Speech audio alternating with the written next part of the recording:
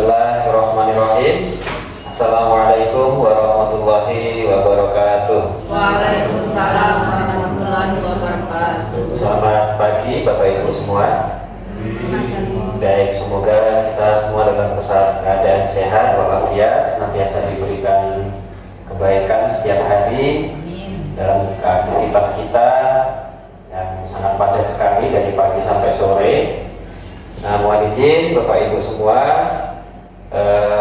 kami mengundang Bapak Ibu untuk mengikuti kegiatan presentasi ya, pemaparan tugas CGP Angkatan 11 Kota Tarakan tahun 2024, yang mana ini merupakan aksi nyata dari modul 1.4. Nah, untuk materi di modul ini adalah tentang budaya positif. Kalau yang lalu pemaparan yang sebelumnya itu tentang visi guru penggerak. Untuk yang aksi nyata 1.4 ini tentang budaya positif. Nanti sekitar 30 menit ke depan kita akan melaksanakan semacam diskusi terkait budaya positif. Nanti akan dimulai dari presentasi, penyampaian materi dari saya pribadi. Kemudian nanti akan dilanjutkan dengan sesi tanya jawab atau diskusi. Baik Bapak Ibu, sebelum mulai kegiatan presentasi, saya mohon untuk diberikan sambutan, nanti sekaligus dibuka secara formal yang akan disampaikan oleh Ibu RD. Untuk Ibu RD sebagai kepala sekolah, saya persilakan untuk memberikan sambutan dan membuka kegiatan secara resmi. Pada Ibu RD dipersilakan. Itu? Serah. Depan boleh, sini boleh.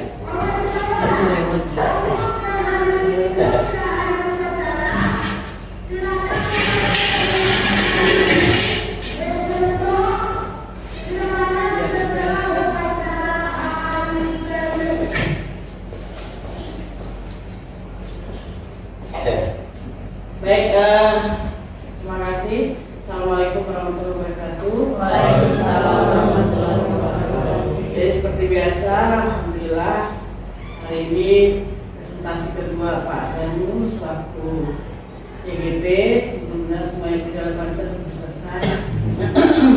Sampai 6 bulan ya? 6 bulan. 6 bulan. Jadi nanti ini sebagai contoh bagi teman-teman yang lain, nanti ketika ada CGP lagi di angkatan 12, mudah-mudahan yang lainnya bisa mendaftar seperti Pak Danu dan tidak putus asa. Jadi jangan satu kali mendaftar tak terima terus. Ini waktu. Tes. Jadi mudah-mudahan nanti Bapak Ibu juga bisa belajar bagaimana nanti ketika ingin ikut dalam CGP angkatan berikutnya apa tugas-tugasnya, jadi sudah punya gambaran. Jadi tidak dari mulut ke mulut banyak kerjaan yang begini-begini, tidak sebenarnya ya. Kalau buktinya Pak Danu bisa sambil bekerja sambil juga mengerjakan tugas, bisa dilaksanakan berjalan. Nah, kita lihat ini sebagai contoh kita bagi yang masih muda-muda yang belum banyak sekali tanggung jawabnya. Nah, itu yang tua juga boleh ikut pelajar praktek untuk nama-nama pengalaman ya. Jadi inilah kegiatan CGP ini sebenarnya tidak jauh-jauh dari kegiatan kita sehari-hari juga, sama saja. Mengajarnya ada, kemudian prakteknya ada, aksi nyatanya ada.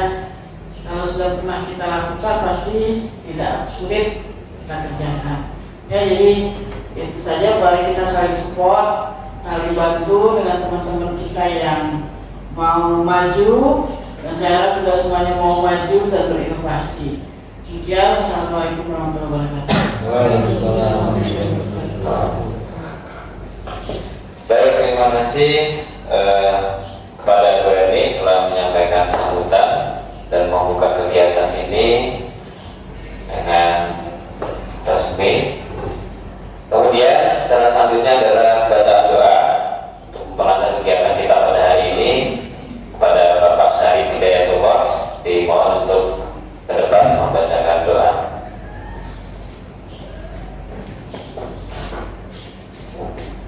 Baik, assalamualaikum warahmatullahi wabarakatuh. Waalaikumsalam. Demi keberkahan dan kelancaran kita pada pagi hari ini, mari kita berdoa bersama. Bagi yang beragama Muslim, mereka silakan untuk menyesuaikan. Alhamdulillah, Bismillahirrahmanirrahim. Bismillahirrahmanirrahim. Ya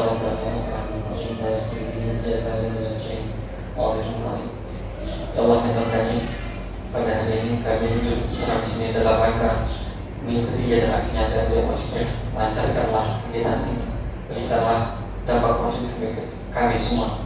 Semoga apa yang kami lakukan hari ini menjadi ibadah di hadapan Allah, dan semoga apa yang kami lakukan hari ini bisa bermanfaat bagi anak-anak kami dan memberikan manfaat kepada kami untuk dan khususnya kepada Bapak dan Anak dan membaca dan fikirnya hasanah wa bil akhirati hasanah wa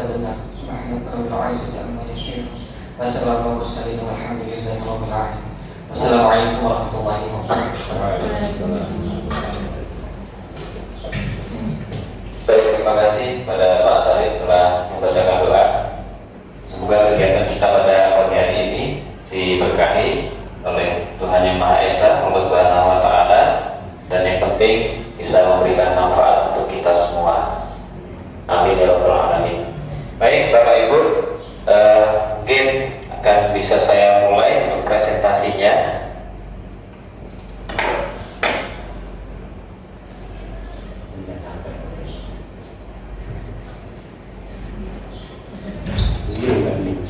Ya, silakan Bapak Kaisar, SPD, MU. Ya, silakan. Amin. Amin. Ya, direkam oleh Pak Kaisar. Ya, oke. Baik, Bapak Ibu yang terhormat, pada pertemuan hari ini saya akan menyampaikan terkait materi atau aksi nyata ya yang telah kami dapatkan di pendidikan guru penggerak, khususnya di modul 1.4.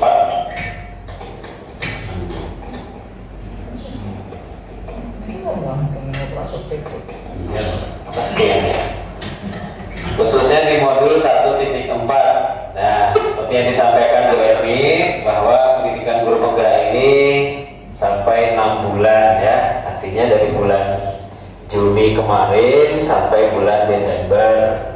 Ini baru sampai modul 1. Nah, itu totalnya sampai modul ke-3. Satu modul itu beranak pinak, pokoknya banyak sekali. Nah, apalagi tugasnya pokoknya ngeri lah. Maksudnya jadi malah enggak. Ya. Tapi artinya bukan berarti menjadi beban untuk diri kita untuk menjadi lebih baik. Intinya apa yang disampaikan Ibu Erni, mengikuti kegiatan ini tujuan yang paling utama adalah ya mencari pengalaman, ilmu yang baru, kemudian kita nanti juga akan punya koneksi yang baru dengan teman-teman, Bapak Ibu guru yang lain, calon guru penggerak yang lain dari sekolah-sekolah lain. Tentunya kita juga dapat materi yang sangat luar biasa dari fasilitator dan dari pengajar praktik gitu. Dan intinya tujuan ikut kegiatan guru penggerak ini ya bukan semata-mata karena ini jadi kepala sekolah, enggak. Saya pun tidak ada impian jadi kepala sekolah, enggak juga. Artinya ya intinya apa ya, seperti yang disampaikan Bu Eri, ini kegiatan PGP ini hampir ya 90% erat sekali dengan kegiatan kita sehari-hari di sekolah, mengajar, terus kemudian sosialisasi dengan guru yang lain, dengan siswa dan sebagainya. Artinya kita mencoba untuk bisa memperbaiki kekurangan yang kita miliki, itu saja sih. Karena masing-masing dari kita pasti punya kekurangan, yang mana kekurangan itu bisa kita ya sedikit, paling nggak sedikit kita bisa perbaiki, evaluasi diri, bagaimana supaya kita bisa lebih mengetahui bagaimana hal yang lebih baik yang perlu kita lakukan. Nah, untuk materi pada pertemuan hari ini adalah tentang budaya positif. Namanya budaya positif pasti hal-hal yang baik, bukan hal-hal yang negatif. Nah, Bapak Ibu, sebelum kita mulai kegiatan pada pagi hari ini, mungkin bisa kita sepakati bersama terkait kesepakatan dalam forum diskusi ini. Ya, diskusi aja ini dari saya kasih pemantiknya ada 3. Nanti silakan ditambahkan kalau ingin ditambahkan. Yang pertama, menghargai pendapat peserta diskusi. Kemudian yang kedua, mohon HP selama pelaksanaan diskusi berlangsung di silent atau disimpan, kecuali sangat urgent silakan nanti bisa menyesuaikan diri. Kemudian yang ketiga, saya harapkan mengikuti kegiatan ini dengan fokus dan aktif nanti pada saat kegiatan diskusi sesi tanya jawab berlangsung. Ada yang ingin menambahkan? Jam berakhir. Kita akan berakhir sekitar kurang lebih 30 menit aja sekarang. Jadi, nah tadi mau kan 9.20 baru mulai ya, nanti sekitar jam 10 lebih dan kita selesai. Ya, intinya on time gitu ya. Nah, on time. Ada yang lain yang ingin menambahkan? Makan dan minum. Boleh, silakan sembari makan dan minum dengan tenang ya. Jangan dulu ya. Ya, sembari silakan dicicipi makanannya sambil mendengarkan pemaparan dari saya. Silakan boleh makan dan minum. Untuk sampahnya tolong dikondisikan sendiri. Ada tambahan lagi? Putih ada tambahan? Nggak ada Pak.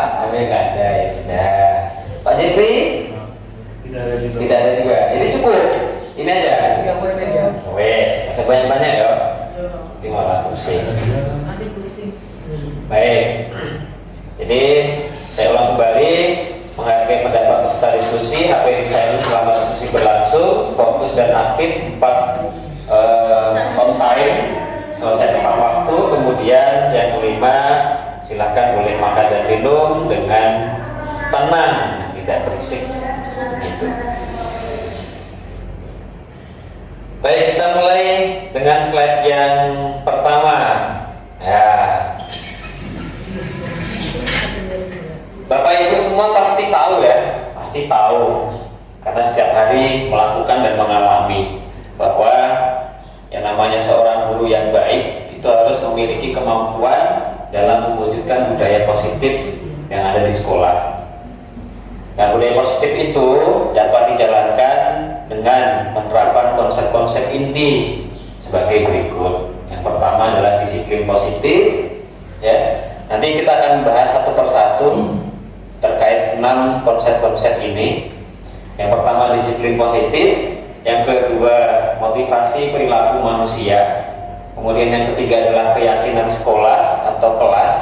Kalau di tempat kita kesepakatan kelas kayak gitu ya. Kalau di sini bahasanya keyakinan. Kemudian yang keempat adalah kebutuhan dasar manusia, yang kelima posisi kontrol restitusi, dan yang keenam adalah segitiga restitusi. Mungkin ada istilah-istilah yang bagi Bapak Ibu masih agak baru ya, atau asing atau kurang familiar di telinga Bapak Ibu. Yang pertama adalah disiplin positif. Ya, disiplin positif kira-kira menurut Bapak Ibu itu apa ya? Ada yang bisa memberikan pendapat? Saya persilahkan. Santai aja gitu ya, nggak usah terlalu. Ya silakan Ibu Juwarningsih. Ya Ibu Juwarningsih dulu mungkin ya, silakan. Menurut saya disiplin positif adalah suatu tindakan yang mengarah ke hal-hal yang lebih baik lagi dan bermanfaat untuk kita semua. Baik. Terima kasih Budi. Disiplin positif adalah suatu hal-hal yang mengarah ke hal-hal yang baik yang bermanfaat untuk kita semua. Oke, silakan Bu Titik, ada pendapat lain? Ya, itu tadi mendidik anak melakukan keteraturan yang mana sesuai dengan keadaan kondisi yang menciptakan anak yang lebih baik karakternya. Baik, betul sekali ya yang disampaikan oleh Bu Ning dan Bu Titik. Intinya adalah budaya positif itu, disiplin positif itu adalah segala sesuatu yang kita lakukan di keseharian kita Kalau di sekolah ya dari pagi sampai sore, dari datang sampai pulang. Artinya apa yang kita lakukan di sekolah itu semuanya mengarah kepada hal-hal yang positif, baik itu siswa maupun guru.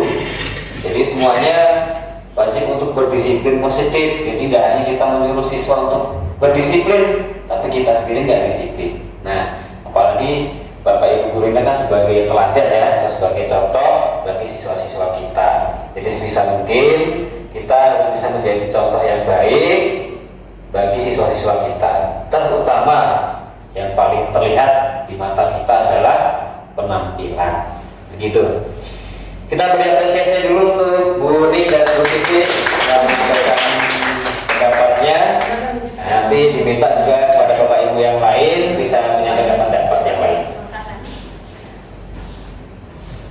Nah, jadi disimbas itu adalah merupakan suatu cara penerapan disiplin, mengajarkan anak bertanggung jawab, dan menumbuhkan kesadaran diri berdasarkan nilai-nilai kebajikan. Nah, di sini ada kata-kata nilai-nilai kebajikan. Bisa disebutkan Bapak Ibu nilai-nilai kebajikan yang perlu diterapkan dalam berdisiplin positif itu apa saja kira-kira? Saya beri contoh ya, misal tanggung jawab. Yang kedua, kejujuran, betul.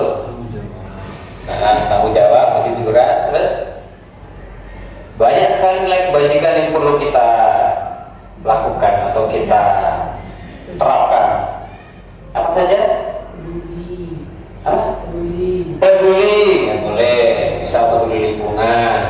Ya, ada lagi? Kerjasama, toleransi,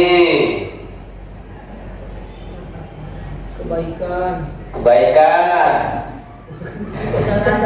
kerajinan, ketertiban, ya, keamanan, keselamatan, dan sebagainya. Intinya ada banyak sekali nilai-nilai kebajikan ya, yang bisa kita capai dan yang bisa kita lakukan.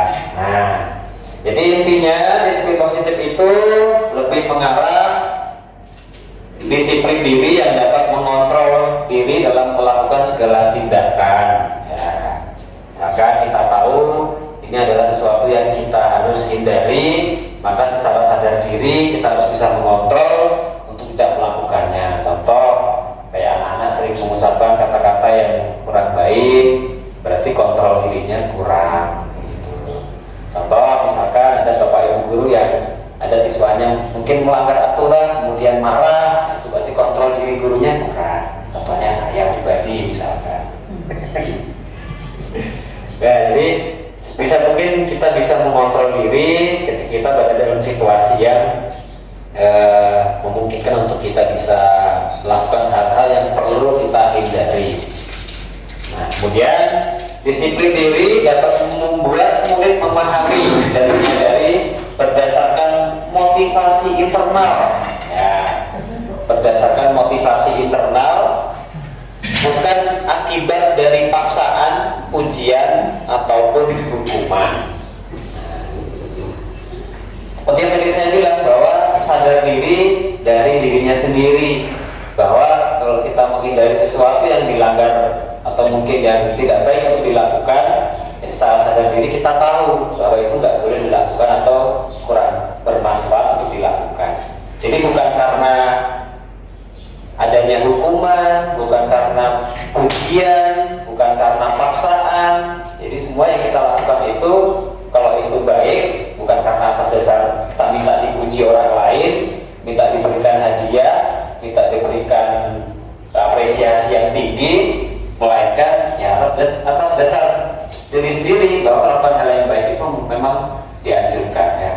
Kemudian kalau kita menghindari segala sesuatu yang dilanggar, nah, contohnya misalkan tidak datang terlambat, bukan kita menghindari, artinya bukan menghindari untuk tidak datang terlambat karena untuk menghindari hukumannya, enggak, tapi memang atas dasar diri sendiri bahwa terlambat itu tidak baik.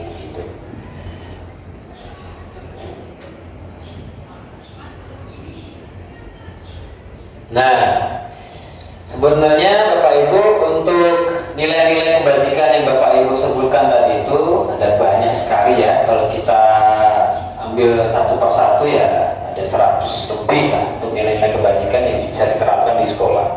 Nah, semuanya itu bermuara ke profil pelajar Pancasila. Ya, kita langsung rangkum aja di sini.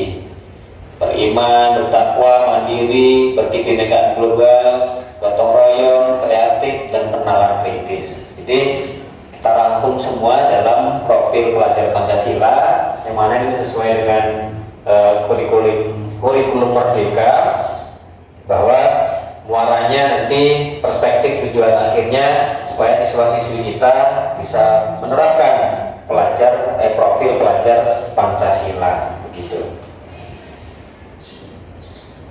Yang kedua, jadi yang pertama ya disiplin positif, yang kedua adalah motivasi perilaku manusia. Ini ada perilaku manusia. Motivasi. Ada yang ingin menyampaikan pendapat apa itu motivasi? Apa itu motivasi?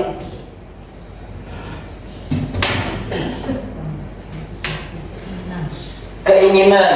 Oke. Motivasi keinginan, boleh. Pemicu. Oke, bisa jadi sebagai pemicu. Ada yang lain? Dorongan. Oke, didorong ya.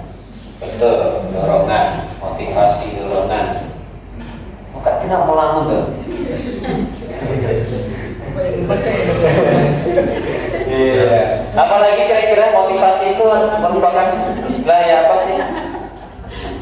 Cita-cita. Nah, sinonimnya, ini guru bahasa Indonesia pasti paham nih. Cita-cita, oke. Harapan, boleh. Ya Bu. Ya siap Bu. Punya keinginan itu sebenarnya Kemauan ya. Ya. Kira-kira motivasi itu muncul dari dalam diri kita sendiri atau dari luar? Dua-duanya ya. Oke. Contohnya kalau motivasi dari dalam diri kita sendiri itu seperti apa ya? ingin menjadi lebih baik. Ingin menjadi lebih baik, betul. Ada niat untuk menjadi lebih baik lagi. Niat untuk menjadi lebih baik lagi, itu motivasi dari dalam diri ya. Oke, kalau dari luar, ada nggak motivasi dari luar kira-kira? Ada ya. Contohnya seperti apa? Soal konkretnya. Contoh konkretnya apabila melihat orang yang dikagumi melakukan kebaikan. Nah, akhirnya dia terpicu untuk memotivasi dirinya melakukan sama dengan orang yang dikagumi. Termotivasi aktivitas orang lain. Ya, oke. Ada yang lain? Kira-kira motivasi dari luar itu apa ya? Kira-kira yang bisa membuat kita termotivasi? Ya, gitu ya. Reward seseorang. Jadi membuat kita jadi motivasi ya. Nah, bisa jadi. Jadi motivasi itu ada dua, motivasi internal dan motivasi eksternal. Internal dari dalam diri sendiri, sadar diri bahwa kita selalu berusaha untuk melakukan hal-hal yang baik, tentunya yang bermanfaat untuk diri sendiri dan untuk orang lain. Kalau motivasi eksternal berarti motivasi yang muncul dari luar dari diri kita, dari orang tua kita, teman terdekat kita, mungkin teman-teman satu rumpun guru kita dan sebagainya, atau mungkin lihat tayangan tontonan di televisi atau di YouTube, jadi kita termotivasi ya, reel Instagram. Nah itu kadang-kadang kita termotivasi dari situ juga. Nah jadi 3 motivasi perilaku ya, perilaku manusia. Nah, yang pertama adalah untuk menghindari hukuman. Nah, tadi sudah sedikit saya bahas menghindari hukuman. Yang kedua untuk mendapatkan penghargaan ya, atau hadiah dari orang lain. Yang ketiga adalah untuk menjadi orang yang mereka inginkan dan menghargai diri sendiri dengan nilai-nilai yang mereka percaya supaya dipercaya oleh orang lain gitu. Jadi motivasi orang manusia itu ya ada 3 ini. Biasanya ya kalau kita ingin menjadi lebih baik ya kita menghindari hukuman. Kalau itu ada aturan yang harus ditaati, misalkan aturan di sekolah, kemudian kita termotivasi biasanya kalau ada imbalannya. Nah, kalau ada snacknya begini, Termotivasi. katanya Bu Tina mau bawa ayam goreng. Saya konsumsi katanya, nggak ada konsumsi, saya mau bawa ayam goreng katanya. Nah, kan biasanya untuk ini lebih ke arah diperhatikan, ya. Caper, cari perhatian gitu. Ya, ada kan orang begitu kan Pak, ditanya diperhatikan terus gitu. Kayaknya kurang perhatian ya, ya kayaknya kuning ya.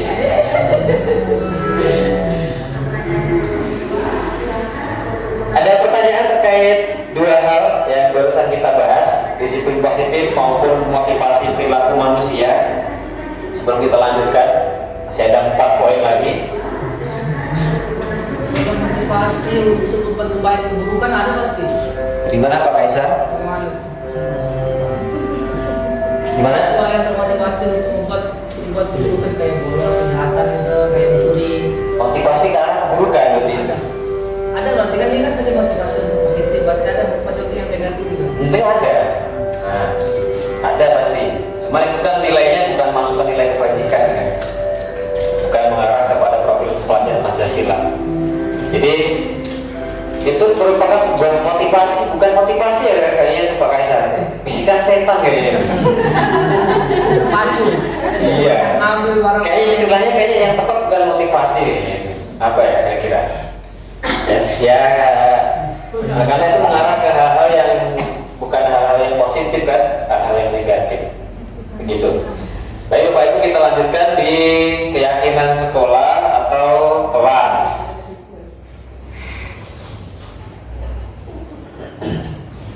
Keyakinan sekolah atau keyakinan kelas.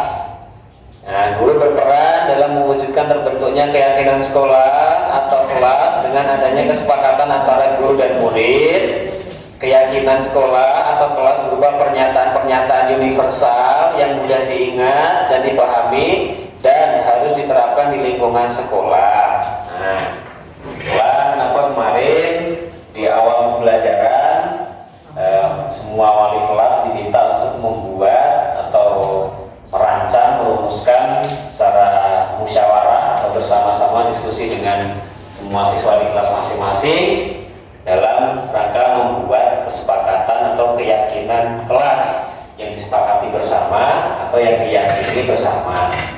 Jadi tidak ada yang merasa dirugikan antara dua belah pihak, antara guru dan siswa, kan gitu ya. Jadi nggak ada yang merasa terbebani, artinya semua disepakati ya udah sepakat. Tidak ada yang merasa bahwa ini kemarin saya nggak sepakat kok Pak, nah, begitu. Jadi sebisa mungkin kesepakatan kelas yang dibuat melalui forum diskusi di kelas itu memang semuanya harus sepakat, harus yakin dan melaksanakan kesepakatan kelas itu dengan senang hati, tidak ada beban sama sekali. Berikut juga dengan keyakinan sekolah. Nah, seharusnya keyakinan sekolah atau kesepakatan aturan-aturan di sekolah itu nanti kita akan coba perbaiki ke depan. Memang harus ada diskusi, musyawarah secara forum, baik dari kepala sekolah, kemudian pemangku kebijakan yang lain, dan Bapak Ibu guru lain, termasuk semua warga di sekolah, CS, Satpam, dan lain-lain. Jadi semuanya harus dilibatkan. Karena kemarin saya tahu untuk pembuatan visi sekolah yang revisi visi kemarin, ya kayaknya kurang melibatkan Bapak Ibu guru gitu. Mungkin nanti bisa diperbaiki untuk kedepannya. Mungkin dulu Pak Guru. Ya silakan Pak Kaisar. Ada panggilan orang tua siswa. Oh iya Pak, boleh Pak silakan. Dia sanggup. Mau Pak silakan Pak.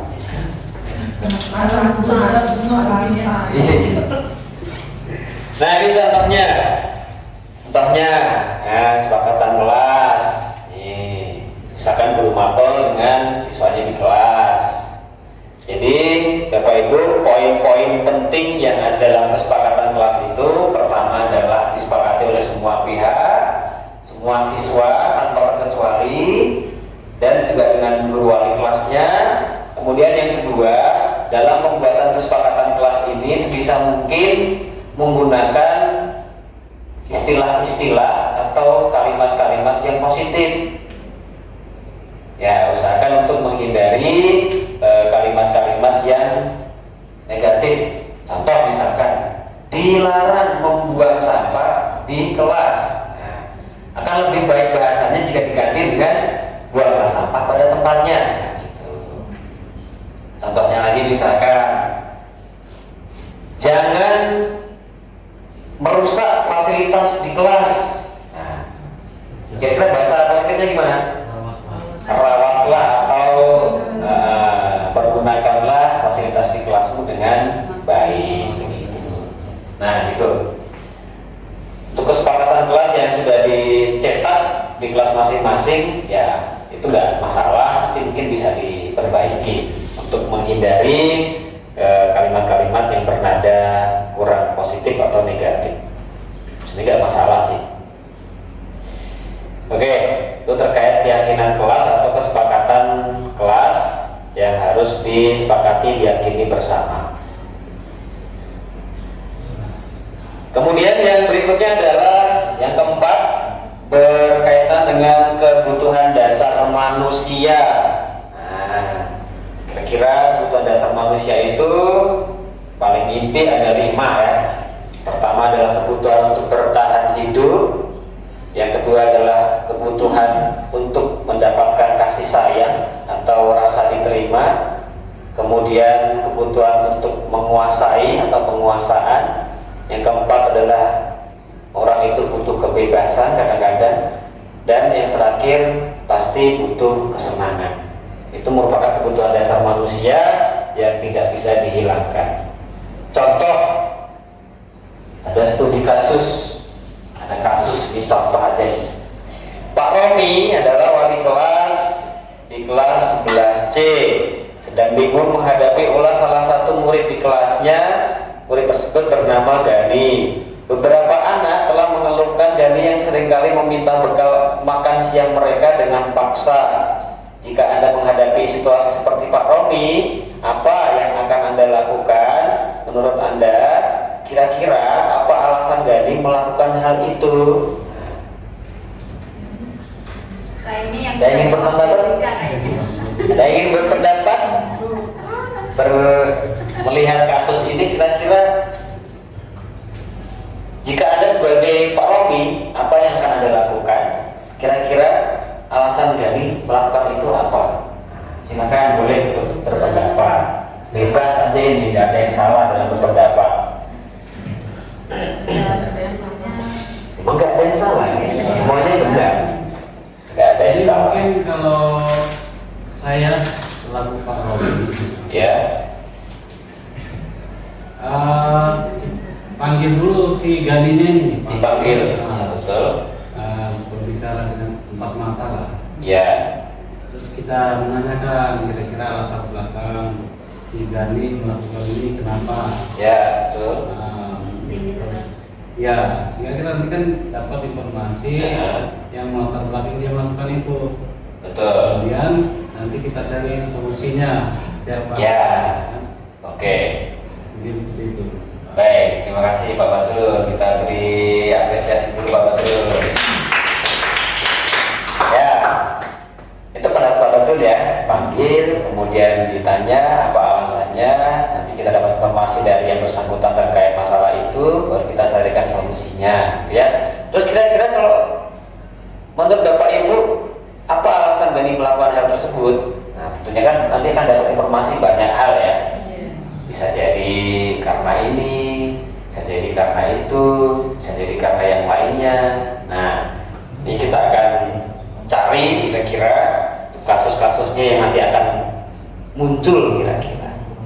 Alasan Gani yang pertama, bisa jadi karena Gani lapar. Orang tuanya tidak membawakan bekal makan siang setiap hari, maka kebutuhan dasar yang sedang berusaha dipenuhi Gani adalah bertahan hidup. Mungkin orang tuanya nggak punya, apa mungkin dia nggak bawa uang saku, terus nggak dibawakan bekal sama tuannya sehingga dia kelaparan, terus kemudian dia meminta secara paksa bekal-bekal dari teman-temannya. Ya, jadi intinya tidak serta-merta kita langsung menghukum atau memberikan semacam sanksi kepada Gani karena perbuatannya yang merugikan teman-temannya. Jadi perlu adanya kita panggil seperti yang disampaikan Pak Badrun, apa masalahnya. Contoh alasan yang kedua, ini berkaitan dengan kebutuhan dasar manusia yang tadi itu Bapak Ibu. Dengan melakukan perbuatan tersebut Gani ingin merasa diperhatikan oleh temannya, caper gitu tadi itu ya. Nah, kemudian ketika temannya melaporkan kepada gurunya dan gurunya memberitahu orang tuanya, maka perhatian orang tuanya kepada Gani menjadi bertambah. Maka kebutuhan dasar yang sedang dipenuhi Gani adalah kebutuhan akan kasih sayang. Mungkin kurang perhatian di rumah sehingga dia di sekolah membuat ulah supaya diperhatikan temannya, diperhatikan wali kelasnya, sehingga nanti orang tuanya tahu kasus yang dilakukan oleh Gani, sehingga mempengaruhi perhatian yang diberikan orang tuanya kepada Gani. Nah, yang kedua ini kebutuhan dasar yang ingin dicapai atau dipenuhi oleh Gani adalah kasih sayang. Kasih sayang gitu. Ada yang kurang kasih sayang di sini?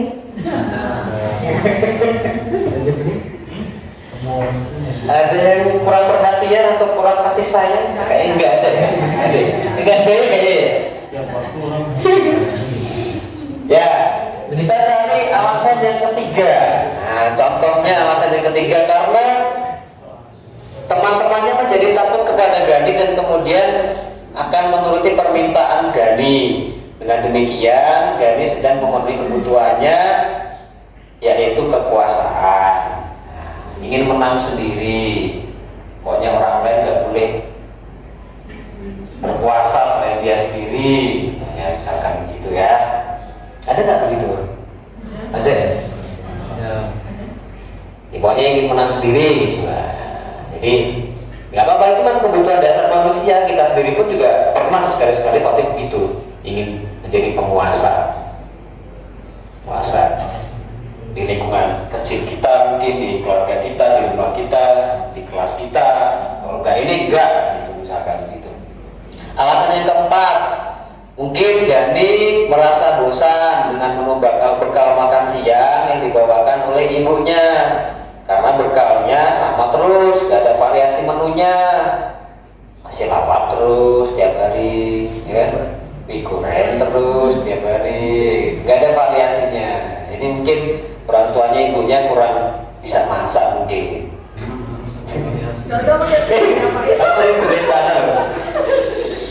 Ya, oleh karena itu Gani mencoba makan makanan teman-temannya karena menurut dia sangat beragam, bervariasi. Maka dengan ini Gani sedang memenuhi kebutuhan dasarnya, yaitu kebebasan. Ingin mendapatkan sesuatu yang lain dari yang lainnya. Yang kelima, Gani melakukan hal tersebut karena Gani senang melakukan tindakan-tindakan yang spontan walaupun tindakannya mengganggu teman-temannya. Tapi menurut dia hal tersebut wajar dan dia senang melihat ekspresi teman-temannya saat dia ganggu. Maka Gani sedang memenuhi kebutuhan dasarnya, yaitu kesenangan. Jadi senang melakukan perbuatan seperti itu. Senang menyiksa orang. Nah, iya kan? Ada kan? Senang. Oh ya senang pokoknya. Senang menyiksa orang pokoknya. Nah, itu memang kebutuhan dasar manusia. Nah, seperti yang disampaikan Bapak Badrun tadi, melalui studi kasus yang kita barusan bahas ini, ada 5 alasan ternyata dari satu kasus yang terjadi. Bisa jadi mungkin di sekolah kita ada siswa yang nggak pakai sepatu, kemudian kita wajib untuk menanyakan alasannya. Artinya tidak langsung serta-merta langsung dihukum di situ, enggak. Jadi untuk menghindari sesuatu hal yang tentunya tidak kita inginkan. Yang kelima, posisi kontrol restitusi. Nah, posisi kontrol restitusi.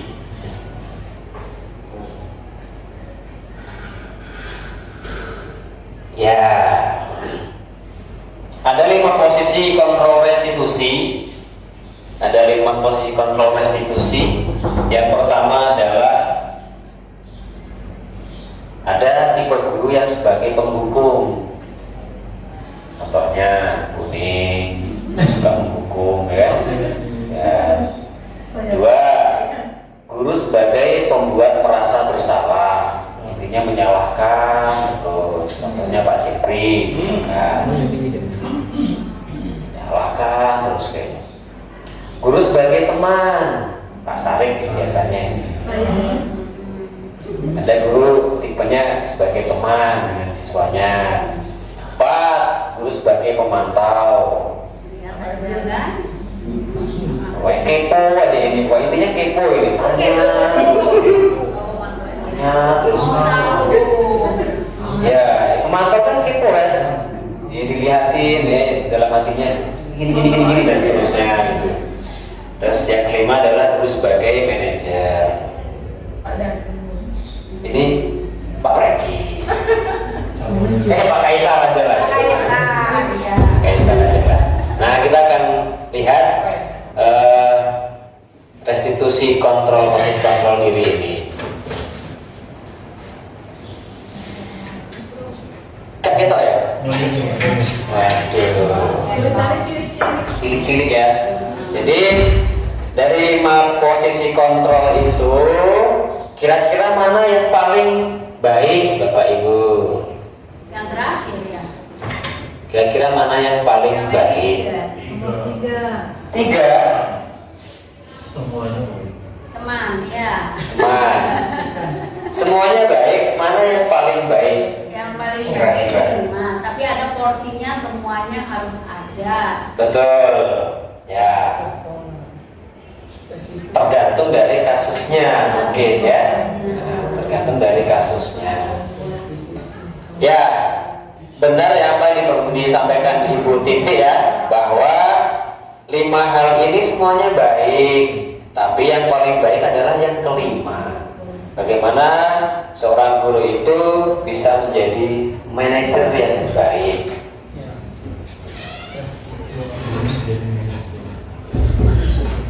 Ini memang istilahnya harus dibuat seperti itu ya Pak. Itulah makanya saya tuh juga baru menemukan istilah-istilah semacam itu. Begitu. Nah, intinya Bapak Ibu, penyampaian materi ini semua adalah bagaimana kita sebagai guru terutama dalam menangani kasus permasalahan yang dilakukan siswa itu bisa ditangani dengan baik, ya, bukan serta-merta kemudian diberikan hukuman, apalagi hukuman yang berkaitan dengan fisik dan seterusnya, karena memang mau tidak mau sekarang sekolah ramah anak itu memang harus diterapkan di sekolah. Apalagi di sekolah ini sudah ada tim khusus kan untuk sekolah ramah anak, yaitu Pak Franky dan Bu Desi. Ya, nah karena beliau yang ikut pelatihan. Ini ramah ya. Jadi itu dia. Makanya itu. Pak Franky. Jadi intinya dalam menyelesaikan kasus ya seperti mungkin dalam keilmuan guru BK ya, ini paling menguasai bagaimana cara menangani kasus, baik itu kasus yang tingkatnya kecil sampai kasus yang tingkatnya besar. Tentunya Sesuai. guru BK yang lebih memahami atau yang menguasai terkait bagaimana sih penanganan yang baik. Ya, pasti dilakukan interview, dipanggil, tanyakan alasannya apa, kemudian dari permasalahan itu kita bisa cari solusinya. Lebih baik lagi solusi itu ya muncul dari dalam diri siswa sendiri. Itu merupakan salah satu posisi kontrol guru sebagai manajer. Nah, di antara kelima posisi itu sebaiknya seorang guru menggunakan posisi kontrol sebagai manajer. Sebagai manajer, guru dapat berbuat sesuatu bersama murid, mempersilahkan murid bertanggung jawab dan mendukung murid agar dapat menemukan solusi sendiri dari kasus yang mungkin dia perbuat. Selain itu, posisi manajer mengacu pada restitusi yang yang dapat menjadikan murid sebagai manajer bagi dirinya sendiri sehingga dapat tercipta identitas positif pada diri murid gitu. Ada pertanyaan terkait ini Bapak Ibu, silahkan monggo. Yang terakhir. Sepertinya memang hal itu harus dilakukan Ya. untuk menjadi manajer. Tapi situasi kadang Ya, dengan betul. berbagai bergantian, kita misalnya wali kelas dengan posisi tahun ini, tahun itu berganti-ganti, siswa berganti, karakter berganti. Pada dasarnya kita juga ada perubahan. Jadi untuk membuat kita selalu bisa berbuat yang terbaik, itulah yang sebetulnya juga sebagai manusia kan perlu step up down itu selalu perlu apa ya, ada penyegaran apa gitu. Ya, betul sekali memang. Kalau saya pribadi memang masih belajar ya, artinya cara penanganan kasus. Kemarin juga sudah saya coba untuk latihan, misalkan ada kasus siswa terlambat atau mungkin siswa yang menggunakan atribut yang kurang lengkap, tentunya kita akan melakukan penanganan khusus terkait masalah siswa melalui segitiga restitusi ini. Ya, cara penanganannya kita melakukan teknik dengan segitiga restitusi. Nah, jadi Bapak Ibu, tahapan segitiga restitusi itu ada 3. Yang pertama adalah menstabilkan identitas, yang kedua adalah validasi tindakan yang salah, yang ketiga adalah menanyakan keyakinan. Nih, segitiga restitusinya seperti ini. Menstabilkan identitas, kira-kira apa ya itu? Istilahnya memang agak-agak ini. Identitasnya sebagai siswa SMA Negeri 2. Oke. Identitasnya sebagai siswa wajar gitu ya. Terus setelah itu dilakukan validasi tindakan yang salah.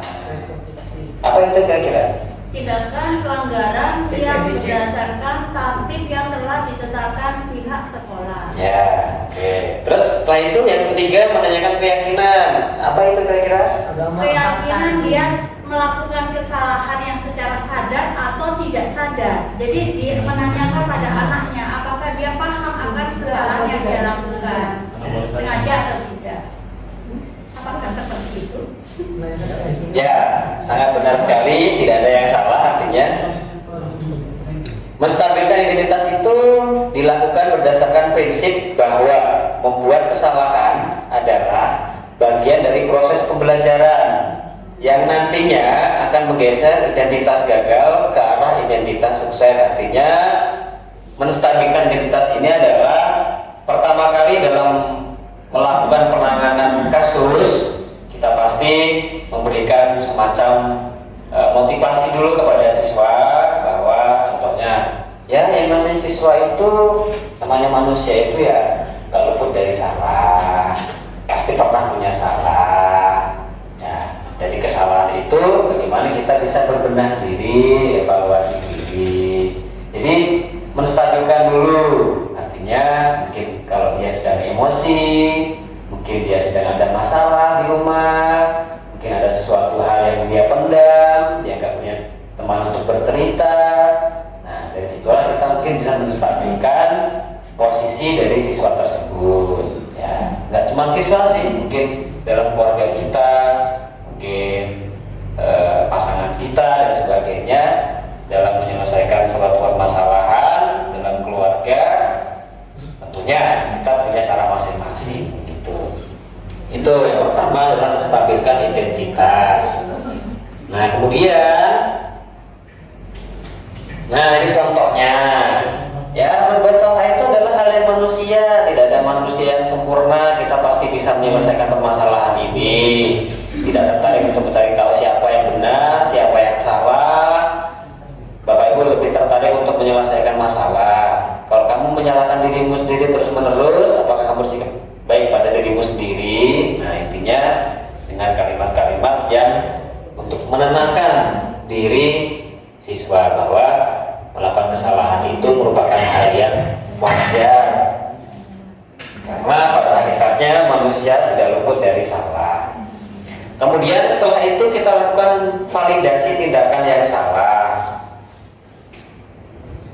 dilakukan berdasarkan prinsip bahwa setiap perilaku berupaya memenuhi suatu kebutuhan tertentu sehingga guru atau orang tua akan memiliki pemikiran stimulus respon menjadi proaktif serta akan lebih mengenali dan mengakui kebutuhan murid atau anak. Artinya setelah kita menstabilkan, menenangkan siswa, memberikan pemahaman terkait kesalahan yang dilakukan, kemudian kita memvalidasi kesalahannya dia.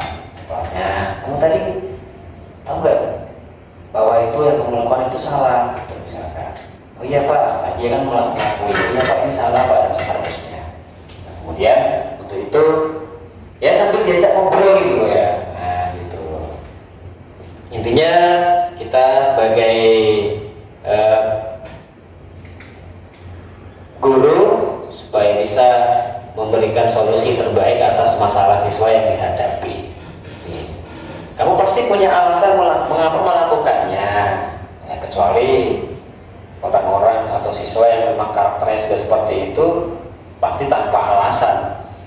Apakah itu penting bagi kamu, misalkan, ya? Nah, maukah kamu belajar cara lain untuk mendapatkan yang kamu butuhkan tanpa harus memukul? Nah, contoh-contohnya seperti itulah. Ya, bahasa-bahasa yang positif yang kita sampaikan kepada siswa supaya perilaku yang dilakukan siswa yang negatif berubah menjadi perilaku yang positif. Setelah itu menanyakan keyakinan atau kesepakatan yang dia sepakati di kelasnya atau mungkin yang dia yakini di sekolah itu. Kan dia sudah tahu konsekuensinya apa kalau melakukan ini, konsekuensinya ini. Kalau melakukan melanggar aturan ini, maka konsekuensinya ini. Ya, contohnya di kelas 12J itu, saya lihat kesepakatan kelasnya, kalau membuang sampah sembarangan denda 50.000. Baca enggak Pak? Iya, ini yang Kesepakatan. kesepakatan itu termasuk di kelas saya ya. Ada denda-denda begitu boleh nggak? Nah itu termasuk yang harus dihindari sebetulnya. Tapi efektif kan? Efektif memang, makanya saya lihat kelas 12J itu persis 12J. Iya. Entah itu sehari 2 hari setelah itu enggak dilakukan atau enggak. Tapi memang apa ya, termasuk berdampak sih. Itu kan mental ke anak kan? Iya. Itu. Apakah itu istilahnya lama ke depannya tidakkah menimbulkan mental yang hanya mementingkan rupiah? Dan Itu sih mengecek orang lain nanti akan artinya kesepakatan yang dibuat di kelas itu seperti yang di atas tadi itu ya, bahwa motivasi dia melakukan sesuatu hal yang baik itu karena hukuman. takut kan? Karena bukan muncul dari dalam dirinya sendiri, karena faktor eksternal bahwa nanti kalau nggak bersih nanti didenda loh. Nah itu yang saya tanyakan, apakah perilaku kita kan, saya juga di kelas denda. Ya. Itu dendanya 5.000. Nggak seperti Pak Jeffrey yang 50.000 tadi kan. Wisma. Ada yang tadi Wisma. bukan 50.000 tadi. J. Saya juga nggak yakin masalahnya. 12 J. Nggak 12 Jeffrey. nggak yakin karena itu saya takutnya berdampak pada psikologis anak. Betul. Iya. Memang sangat berpengaruh sekali, apalagi kalau memang hal tersebut dilakukan tanpa sengaja ya, atau mungkin siswa yang melakukan tapi orang lain dituduh dan seterusnya, akhirnya dia membayar denda, akhirnya merembet lagi ke orang tua dan seterusnya. Artinya mungkin itu sebagai pemantik awal saja Bu, menurut saya ya, pemantik awal untuk memberikan motivasi berdasarkan karena dia takut didenda. Nanti seiring berjalannya waktu, semoga bisa muncul dari kontrol dirinya masing-masing bahwa menjaga kebersihan itu merupakan hal yang penting, bukan atas dasar karena didenda, atas dasar karena mendapatkan hadiah dari wali kelas. Nanti kalau kelas bersih saya kasih hadiah uang 5 juta rupiah, itu enggak. Tapi karena memang atas dasar dari dirinya sendiri bahwa menjaga kebersihan itu penting. Dan saya lihat kondisinya di kelas saya ada anak yang berlaku seperti polisi mengejar, ada anak yang berperilaku akhirnya menjadi terdakwa. Ya. Jadi memang perilaku dia yang istilahnya yang melakukan kesalahan dan yang ingin berkuasa karena pada kondisinya kan manusia memiliki sifat ini. Ya, betul. Dan itu semakin berkembang rasa itu yang saya lihat dari kondisi kelas saya. Bagaimana itu?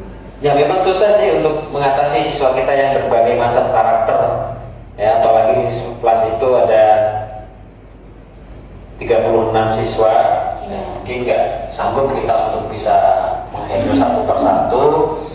Tapi yang tidak, paling tidak secara bertahap, pelan-pelan, ya kita sebagai orang tua di sekolah, kita punya tanggung jawab untuk membawa anak didik kita ke jalan yang lurus, jalan yang benar, gitu ya, ya, kayak gitulah.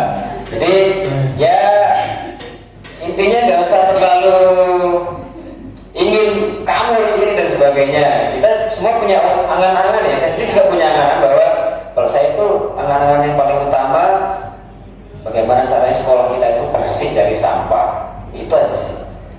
Kesadaran diri anak-anak untuk menjaga kebersihan itu bisa tertanam dari dalam dirinya tanpa adanya paksaan dari luar. Karena sehari-hari pasti saya lihat di jalan, di tangga banyak sekali sampah dan seterusnya. Nah, itu memang kesadaran diri anak-anak kurang. Jadi memang dari tugas kita untuk selalu sering mengingatkan, ya kan? Kadang diri kita sendiri juga begitu. Iya, betul. Ya? Nanti kita lihat setelah ini nanti sampah berserakan di sini. Tidak. Oh enggak. Ya. Intinya tetap bercermin pada diri kita masing-masing. Nah, baik Bapak Ibu, pembahasan lain nanti bisa kita bicarakan lebih lanjut. Untuk ini kita cukupkan sekian, ya. Terima kasih banyak sekali lagi atas perhatian Bapak Ibu. Fokusnya, kemudian keaktifannya dalam mengikuti forum diskusi pemaparan aksi nyata modul 1.4 yaitu tentang budaya positif. Semoga apa-apa yang kita sampaikan, yang kita terima, yang kita dengar di pemaparan tadi itu bisa paling enggak kita terapkan dari diri kita sendiri, kemudian bisa kita tularkan ke teman-teman yang lain. Yang paling penting adalah kita bisa menerapkan di dalam kelas sesuai dengan kondisi kelas masing-masing. Begitu Bapak Ibu. Seperti yang disampaikan oleh Ibu Erni, semoga Bapak Ibu, teman-teman yang mendapatkan undangan, nanti kan semuanya dapat undangan. Ini bertahap, kemarin 10 orang, 10 orang, 10 orang lagi nanti yang berikutnya. Nanti akan semua dapat bagian. Itu intinya semoga Bapak Ibu termotivasi untuk yang minimal untuk bisa nanti menjadi partner saya, untuk saya sendirian. Tidak enak sendirian itu. Sepi itu tidak enak, ya kan unik. Spesial bro. Sendiri itu tidak enak, ya kan unik. Edisi istimewa. Ya. Raja sendiri. Sendiri itu tidak enak, gue harus ada teman gitu loh. Nah, ya nanti semoga Pak Sari, Pak Prengki, Pak Jepri, Pak Kaisar, Pak Badrun, Bu Tina, Bu Ning, Bu Halimah, Bu Titi, pokoknya semuanya nanti bisa ikut. Insya Allah bulan depan ada bukaan program guru penggerak angkatan 12. Ya, begitu. Sekali lagi terima kasih atas perhatiannya. Mohon maaf untuk konsumsinya seadanya. Silakan dinikmati. Akhir kata, wassalamualaikum warahmatullahi wabarakatuh dan selamat pagi.